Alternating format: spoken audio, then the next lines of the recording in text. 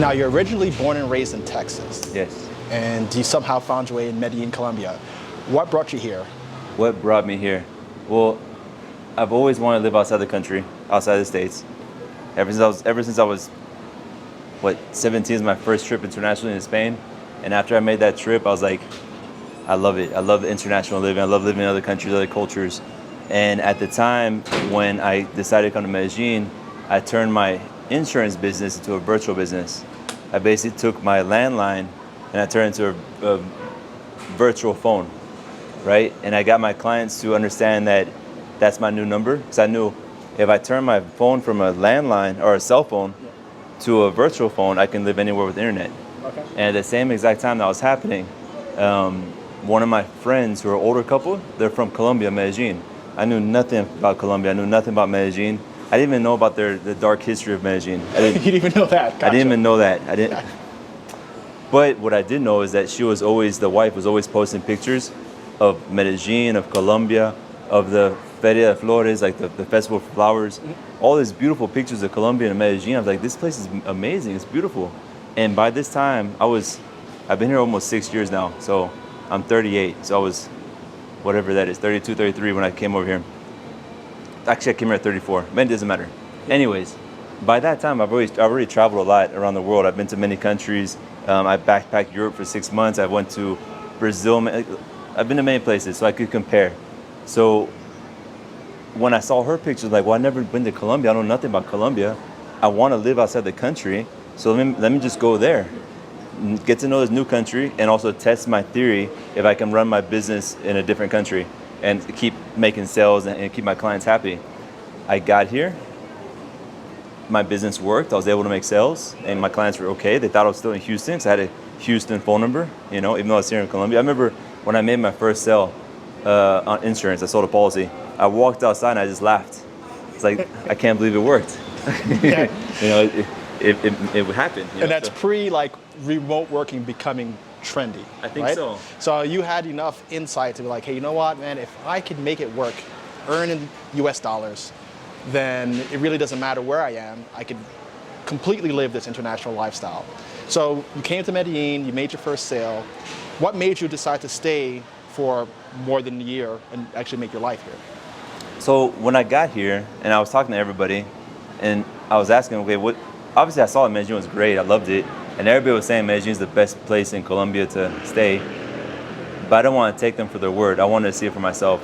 So after being in Medellin for maybe like a month or so, maybe 2 months, I traveled around Colombia. I went to different cities, stayed in even Pereira, which is called like the mini Medellin, like the smaller version of Medellin, Pereira. Yeah. I stayed there for 2 weeks, And then at the end of my travels around Colombia, I was like, you know what? Medellin is the best for me. It might not be for everybody, but for me it was. So I came back, and at the same time, I wanted to concentrate on my business and keep it running, so I couldn't really be a nomad traveling everywhere. I didn't want to do that life. I wanted to be stationed somewhere. So out of all my travels, and also traveling around Colombia, I saw that Medellin just fit my personality. Why? Because I always say on my channel, I like a little chaos. And not in this area where we're at, in Poblados, not so much, but where I live, like in different areas, there's more chaos. You can go out in the streets, there's people walking around, there's people selling stuff, motorcycles zooming by you, crossing the streets, it's a hazard just across the street, right? Yeah, it feels more alive, like life. There you go. Life is more palpable. There's chaos and there's energy, and a good energy, and I feed off the energy. And then at the same time, Medellin is organized. Even though it's Latin America, and Latin America is kind of known not being the most organized in the world, and a lot of corruption, right? Medellin is more organized than most places in Latin America. There's less corruption, even though there's corruption, but there's less corruption. So you see tax dollars going back into the city, and I like that. The police officers here, you can walk up to them and talk to them, and they'll help you. You don't have to be afraid of them trying to rip you off like in other countries in Latin America, unfortunately. And the people are super nice. Like before we set up this camera, this group of people right here, friends, I guess, were talking kind of loud, and they came and said, hey, if we're being too loud, let us know. Yeah. And then when I asked them to use, like, where's the bathroom, the lady walked me to the bathroom, like walked me almost halfway there to show me. That's paisas, that's Medellin people. They're amazing. Yeah. I love them, Yeah. So it's like Medellin being like not the big city, of Colombia. Like it's not Bogota, right? So I always have this theory that the second cities or the lessly densely populated cities actually offer the best quality of life, the best people, the right balance of commerce and life. So in your travels through Colombia, how do you say the neighborhoods or the cities kind of compare to each other? And what really stuck out to you about Medellin that made it the place for you? So how does the other cities in Colombia compare to Medellin? Bogota, for example, a little bit too big. Too big for me.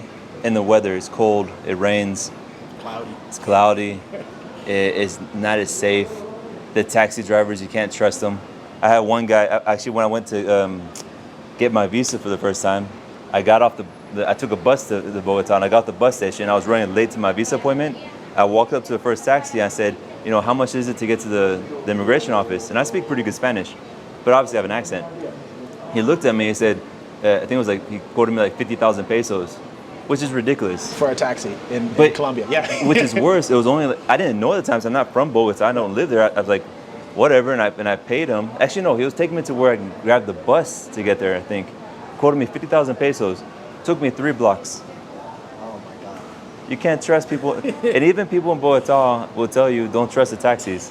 Gotcha. But here in Medellin, you can. They're honest. There's honesty here. So compare like the weather I don't like in Bogota.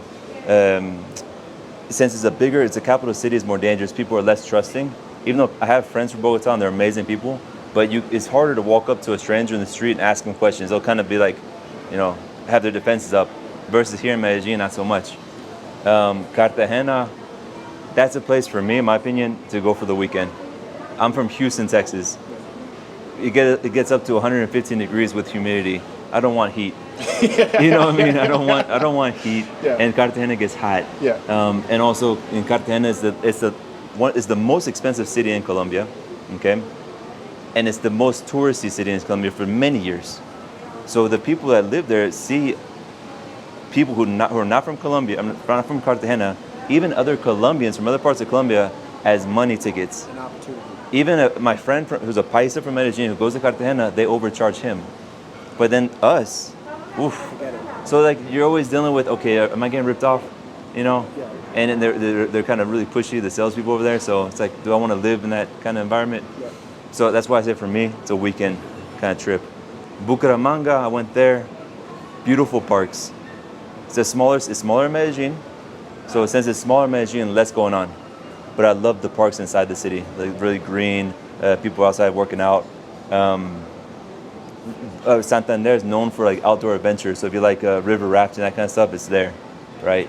So those are my comparables and my reasons why I chose Medellin is because everything I was looking for, it ticked all the boxes. One of the things that really attracted me about living in South America is that the quality of life versus the cost of living is comparable to like costing about a third of what it would cost me in the United States for the same sort of lifestyle, right? That's what I got from it. You can pick up a $60 beer on the street if you buy an Aguilar for 2,000, 3,000 pesos. It's super cheap. I always like to talk to people who are from the States that have moved to another country to get their sense of how much do things really cost when you're living here full time. So if you can, let's kind of go over the budget for your lifestyle and what that lifestyle is like. You told me that you don't live in Poblado. You live in another neighborhood. What neighborhood are you living in? It's close to Laureles. Okay. Yeah, around that area. So, and I like that area because it's flat, and I have a bicycle. So it's like Poblado is not flat; it's very hilly. Mm-hmm. So I have a bicycle, and you can ride your bike just all around that area. It's all flat, and it's easy to get around. So that's one reason. And also, the other reason. Hola, ¿cómo está? Hola. The other reason is over there. Like before I came here, I ate lunch. Mm-hmm. I would have ate with you, but unfortunately in Poblado, you can't find mom and pop restaurants that have home cooking food, like home cooking Colombian food. It's hard to find. It's mostly gourmet, upper style, and it's going to cost 40,000 pesos for a plate, versus the mom and pop home cooking food costs 10,000 pesos, and it's good. Yeah. And if I don't eat that food, I feel like I haven't eaten today. So that's why I ate before I came here in my area. Mm-hmm. But anyways, you asked me my cost of living. Yeah. I'm naturally a frugal person. In the States, I was frugal. Over here, I'm frugal. So when I first moved here, my first apartment cost me 200 no, 800 pesos a month, which is around $200 a month. Okay. Cost me $200. It was a studio apartment, very humble apartment, but it's furnished and all the services. So that same type of apartment without the furnishing could have cost me $100 if I wanted furnishing services. And what neighborhood was that? Same That was around in Conquistadores. Okay. Conquistadores, which is near Unicentro. Okay. But Conquistadores is one of the most expensive neighborhoods too. It's a very high-end neighborhood, but the building was made for students because there's a university nearby, and I was staying like in a student apartment, Gotcha. even though I'm not a student. Yeah. But anyways, now I'm staying in an apartment. It's costing me about $570 a month. I got through Airbnb. It's furnished, services, and it's a nice one-bedroom apartment with a nice balcony, beautiful view, more modern. So I upgraded my lifestyle. But before that, with the $200 apartment, my cost of living was like $1,400 a month. And that was, at the time I did the calculation, I was tracking every penny I spent. I spent a full month tracking my expenses. That was me having 2 gyms, one like a commercial box gym, and another one was like a neighborhood gym. I was going out to eat for every meal, breakfast, lunch, and dinner. Actually, no, dinner, no, I'll eat at the house because dinner's more expensive here. Had my girlfriend, so taking her out to the movies and that kind of stuff. Just that kind of lifestyle. Buying clothes every once in a while, $1,400 a month. Okay. It's for someone like me who's typically frugal. It's hard to spend $2,000, $2,500 a month. It's hard. You gotta really try. But there's people who are not as frugal, who decide to live in Poblado and like the penthouse, who the rent's gonna cost $1,200 a month. They're gonna be spending around maybe $3,000, $3,500, $4,000 a month. I would say. My budget for living in Medellin is about $3,500 a month, but that's for a family of 4. Exactly. So 4-bedroom apartment, furnished, that's around $1,100. Nanny, housekeeper, another $800, and then it's just food and services at that point. And then you still have about another $1,000 of like, what am I going to do with this money? Whether it's internal traveling, etc. So $3,500 a month is less than my childcare in Florida. Exactly. Right? So I look at that and I'm just like, man, like that was really one of the driving factors for me, and without too much of a trade-off in what you could, like the creature comforts of the US. Right. You could find your restaurants, you could find nice apartments, gyms, everything that, subway systems, everything that you would come to expect from a proper city is here, except it's so much cheaper. So when you're looking at how you decide to spend the money that you earn, I guess let me back that up a little bit. You're still functioning as an insurance salesman? No, but let me make a little quick comment on the expenses. What's funny is my first apartment I stayed in was very humble. As I said, very humble. Like my girlfriend didn't like going there, you know, I mean, and now my apartment's nice. Yeah. And I think in pesos, especially I've been here so long that I start thinking in pesos. So when I think from 800,000 pesos to whatever that is I forget I got to do the it was like what, 16, 17, I pay in PayPal now in dollars, but $570 to pesos, wherever that is, so 800,000 pesos more in my mind, as like thinking in Colombian pesos, like well, that's a ridiculous amount of money. Yeah. But you convert it's only $300. Yeah. It's only $300 to like go from this very humble lifestyle to this very nice, like good lifestyle. It's a $300 difference. Exactly. So when you think exactly, so to go from like to upgrade your lifestyle, like what you're probably living, and thinking in dollars is no big deal. Yeah. No big deal. Garage money. Exactly. But then I guess someone who thinks in pesos, for example, I can get a lunch for 12,000 pesos. That's only $3, but I'm thinking 12,000 pesos. You know, so Yeah, you could probably find another spot that's like the same meal, 9,000 pesos, 10,000 pesos. better example. Another spot that I go to that's super nice and gourmet, like home cooking but very gourmet, 16,000 pesos. So that's a 4,000 peso difference. Yeah. Which in Colombians thinking 4,000. That's 4,000 is a breakfast. Yeah. But for us, 4,000 is $1. Yeah. So. Yeah. No, I totally get it. So what do you do now to drive your income? And are you earning in pesos or are you still earning in dollars? Well, because of the pandemic, and people who watch my channel kind of know my story, but because of the pandemic, I couldn't go to my office anymore. I had I was selling insurance. I was renting an office in Laureles, and I was in my very humble apartment that had like 10 megas that was shared with like 40 people, you know. So I couldn't make calls. I couldn't sell during the pandemic, and I was stuck in the apartment all the time. So I had to think of what to do. So I was getting depressed. I was able to leave my apartment. So I had my GoPro, and I just started talking to the camera. And the reason why is because I was seeing all these other YouTubers coming to Colombia and putting out crap content and giving horrible advice. And I'm thinking, these people are dumb. Like they're giving out this advice. Like one thing that was like that pushed me over the edge was this one dude. He was doing a live, and someone asked him about girls here in Colombia, and he was like, "Don't even waste your time. They're all just interested in your money. They always want to use you." And I'm listening, like, "Are you kidding me? Are you kidding me?" And then that was one of my first videos, how to find a good girl in Colombia, and I basically broke it down, because most guys, I hate to say it, not most, there's a lot of guys that come here, and they make the same mistakes, and they get in the same kind of trouble. But whatever. So how am I making money? I started my channel and it started growing, and I got monetized. I started making money. So then I started putting out content and giving consultations on Zoom. It's making money that way. People want to know. They want to talk to me in person, get my advice. Doing tours around the city, which I'm kind of slowing down on. And what else? And then people were helping out with Patreon. So I was just growing my channel. So purely social media and like consultation services is now how you derive it. I did an interview with someone in Brazil, and my cousin who watches and follows my channel, she spends some of her time in the United States, and she usually breaks out to like Puerto Rico for like a month or 2 months at a time. And I was like, you should really think about living in Brazil. And she had asked me, what is life like for a woman in Brazil? And that always made me think about the woman's perspective when they're relocating to a country. Like, it's easy to think about it from a guy's point of view, right? Yeah. But I find that women are typically going to be concerned with social acceptance and safety. How do you kind of view safety here in Medellin, Colombia?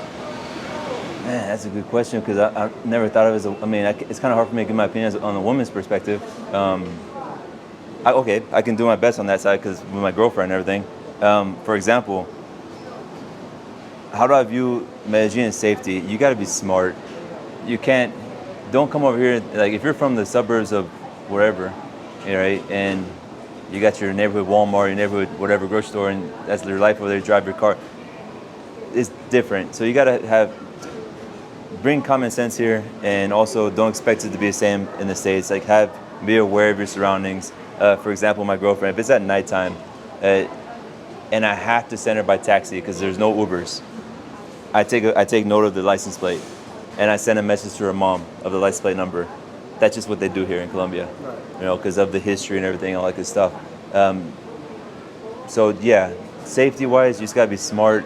But does she run into issues where the taxi driver tries to kidnap her? That's truly a threat? It's almost like an implied. I think it's ingrained in here because of the history, but at the same time, you never know. You never know. So I don't want to scare people, but things do happen here. Do happen. Like for example, I can tell you some horror stories. Sure. Yeah. All right. Like my my girlfriend's uncle, for example, he's a taxi driver. Well, one time he was driving, he got stopped by a motorcycle with 2 guys with guns. Just stopped him, told him get out of the car. They took his taxi, and they said, "Wait here, we'll come back." They took his taxi, did whatever they're going to do with the taxi, who knows? Yeah. Came back, gave it back to him, and he was on his merry way. That stuff happens. That stuff happens. Or if you're walking around and showing off a brand new Rolex gold chain, and you're walking around Poblado, most likely, not most likely, but it could happen, someone's gonna come and take it from you. Yeah. That doesn't happen in the States hardly, but it does happen here. No, it surely does happen in the States, depending on the economic circumstances, right? If you're in the wrong neighborhood. Yeah, you're in the wrong neighborhood. But people won't think that Poblado is the wrong neighborhood. It's like the richest neighborhood in the city. Right. But I get that. But at the same time, being that it's the richest neighborhood in the city, and it's densely populated, it's a obvious target for a criminal, right? Like, if I was in New York City and I wanted to get a designer bag and an iPhone, and I'm from, a hood or an impoverished part of the city, which still exists. Right. Where am I going to go to rob somebody? Right. I'm going to go maybe to Times Square. I'm going to go to the touristic points, right? Because those people may not be as savvy or as expecting or on edge as they are going to be in the hood, and they're going to have more. So it's the same sort of mindset. But you're right. If you're not from a big city, and you don't know how to maneuver in a city, Right. then you're at risk because you might assume it's same small town politics as your small town, and it's not that. Exactly. And for me, for example, I walk out the door, I have no fear. Yeah. I have no fear when I go places. When I came here, there's no fear at all. But at the same time, I'm aware. And at the same time, I'm not being flashy or that kind of stuff, right? So safety for women. So that example I gave of my girlfriend, you know, I just take note of the license plate I send to her mom, just in case. Like it's just in case kind of thing, because things could happen, right? But most time they don't happen. So I would say for like anybody, even for guys, I did a consultation. I said, there's a guy who come in here, doesn't speak any Spanish, just take Uber. Just order an Uber, you know? Just get around. Yeah. And you had touched on like the pace being different than you would come to expecting in the United States. Like the bureaucracy, how long it takes to get certain services kind of established. Let me tell you a story. Let me tell you something real quick. That happened this morning, and that's why I'm kind of tired right now. My girlfriend spent the night last night at my apartment because I live close to a place where they give giving the vaccinations. She wanted to get the vaccination. Well, here in the place that you're going, you don't do a appointment. You basically show up, and you line up, and basically the way they work here in many places where you're getting the vaccination is they give until they run out. So you just gotta show up and hope. And they don't know what kind of vaccine. You don't know what kind of vaccine to give. It could be Pfizer, it could be the other one, it could be the other one. You don't know. You just show up and hope, right? And in the website, it just says what time, and that's it. The time that from 8 to 5. That's it. It says. So we get there at 7 o'clock in the morning. They open at 8. We line up in the hot sun all morning, right? I woke up at 6 in the morning to get ready. By the time we get to the check-in, like talking to the guy, after 3 hours of waiting, they ask her the questions. Have you drank in the last 24 hours? Have you taken any antibiotic medication? Have you, all those questions, right? Yeah. Well, last night, we didn't know that you couldn't drink. So last night, it was Friday, we went to out and we had a sangria. We had some wine. She was a little sick. She had some antibiotics like a couple days before, right? Disqualified. After 3 hours of waiting in line, disqualified. Why couldn't they put that information on the website? Yeah. That we could see, okay, this is the criteria. You had to meet this in order to pass. They don't. So that's Colombia. Yeah. They don't think about this. Some logistical things, some logistical differences. At the grocery store, you go to the Éxito, right? When you get to the cashier, she's going to ask you 3 questions. Do you have points? No. Do you want a bag? Yes. Do you have the mobile Éxito, like the mobile number, whatever? No. Everybody should ask this question. Why can't they just give a little rewards card that if you do get points and all the other stuff, you just swipe it? No. Why don't you invent that? I know, right? I know, right? Manage it and charge them a fee to expedite things. This is the things that you'll come into Colombia and like, why does it take 20 minutes for like a line of 4 people to get through that's why. Well, that's one reason. Another reason, there's no rush. So the pace of life here is slower. And do the local people feel like that it's slow, or that's just normal. Yeah. And when I got here, that annoyed the heck out of me. Or the other thing that annoyed the heck out of me was when the grocery bags. I'm not sure if you get this, but I'm pretty sure that, and also they always tie the knot. And in the beginning, I always had to tell them no need to tie the knot, and then they'll untie it. Towards like the middle, I was like, I got tired of telling them, so I just started untying it myself. Now I'm like, whatever. I'm not even that bothered me. So it was me with the problem. Yeah. I came from the States with my culture mindset, and I was thinking, why are they doing it wrong? When in reality, they're doing it their way. Yeah. So after so many years of being here, I adapted, and now I'm like, now they're Colombian, just in line, like, whatever. Actually, when I came back from Mexico, my trip to Mexico, and these things were happening to me, when I came back, I was like, oh, I'm back in Colombia. I'm back. Yes. Cool. Yeah. All right. So now that you've successfully made that transition from American to Paisa almost, what would be your top 3 recommendations for someone who's considering relocating to Medellin from the States? And I like how you said to Paisa, because it took me about 3.5 years to where I felt that this was home. Like I remember I was walking through a park, Parque del Rio, and I remember get that sensation like, wow, this is home, right? So it takes time. So my recommendations is don't just pick up and drop everything and move here. Like don't sell all your stuff and sell your home and think I want to make, after seeing like YouTube videos and other people talking about it and making, it seemed like it's amazing, right? Don't do that. Come and spend 3 months or 6 months even, and see if you like it, because it's not for everybody. There's many people who come here who they dropped everything, they picked up their life and they moved over here, they stay for a year and then they go home because it just wasn't for them, right? So that's my first recommendation. Come and try it out. Second recommendation, learn the language. You're really not going to immerse in the culture if you can't speak the language. And I don't care how old you are. I actually recommended people to a school that I recommend, and they've had people in their 70s, zero Spanish, and became pretty fluent. And how much time, approximately? Like, what's the... Man, I think it was like 6 months or so, 6-7 months, but it was hardcore. It was hardcore every day, like 4 or 5 hours a day, hardcore. Gotcha. The school's good. baselang.com/lifewithdavid. You get a discount, but they're good. They're really good. It's intense. So within 6-7 months, I would say within a year, you become pretty fluent, like conversational. Did you have conversational Spanish before you came down? I did. Okay. But I learned my Spanish in Mexico. I didn't speak hardly any Spanish. It took me about 3 months of intense learning by myself, no class, no school, just with friends and girlfriend at that time. And within 3 months, I was able to have a basic. 6 months conversational, year I was fluent.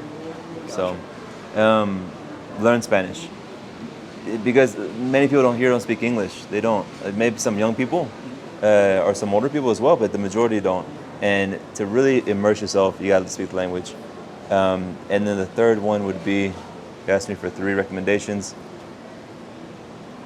Come with patience. Come with patience, because things don't work as fast over here as back in the States. Things aren't as efficient, don't make sense. You're gonna pound your head against the wall thinking, why do they do it this way? Like I gave the example about the vaccination. But just accept that that's how it is, and there's a cost. In the United States. Right, there's a cost to this, right? There's always everything you do, there's always a price to pay. And living in Colombia, the cost of living is cheaper, the quality of life is great, the people are amazing. It can't be all perfect. There's going to be some price you're going to have to pay. It doesn't work as well, like not as efficient. There's corruption, there might be some petty theft, right? There's more petty theft here than back in Houston or suburbs, whatever. So that's the price you pay. So you got to decide, do I want to pay that price to have this lifestyle? And that's why you should come and try it out first.